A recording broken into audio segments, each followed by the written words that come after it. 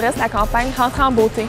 Alors, ça s'adresse à tous les jeunes de la région qui n'ont pas nécessairement la chance d'avoir un sac d'école complet pour leur rentrée scolaire. Donc, la rentrée en beauté, ça le dit, c'est de faire une rentrée avec tout ce qu'ils ont de besoin, puis avec la motivation qui est requise pour recommencer l'école après avoir passé un long été en congé.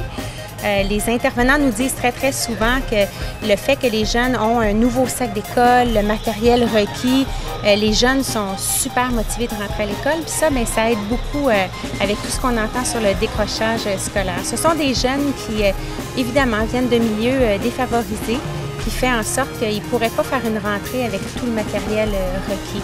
Alors, on est là pour ça. Le Grand McDon est un très grand partenaire de cette activité-là et aujourd'hui, au bureau en gros de Châteauguay, on fait 150 sacs avec les fonds amassés lors du Grand McDon. Madame Houle, vous êtes porte-parole pour l'événement. Ouais. Comment ça vous fait sentir de vous investir dans un événement comme celui-ci? Écoute, je suis tellement fière, puis même plus que ça, j'ai même choisi mon événement parce que la Fondation du Centre jeunesse de Montérégie, c'est vraiment large. Il aide vraiment beaucoup de familles et d'enfants sur plusieurs points. Et quand il est venu le temps de prendre une décision, de dire, bon, bien parfait, là, on a un montant à donner, on le dédie à quelle cause? On a vraiment, mon conjoint et moi, volontairement choisi la rentrée en beauté, étant conscient du budget que ça demande, là, une rentrée scolaire. On a 4 enfants, 3 déjà au primaire. Alors, c'est sûr qu'on était conscient de la facture scolaire là, qui peut venir avec ça. Alors, on s'est dit, si on peut donner un coup de main à des familles, bien, on s'est impliqué avec la rentrée en beauté. Honnêtement, il n'y a pas mieux que le mot fierté, là, je pense. Là, je suis tellement heureuse et contente de pouvoir être associée à la rentrée scolaire. Qu'est-ce qui a motivé un projet comme celui-là?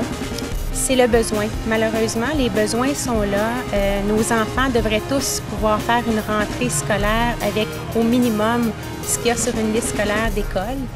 C'est pas le cas, malheureusement. Donc, on s'est dit comment est-ce qu'on peut mobiliser les gens.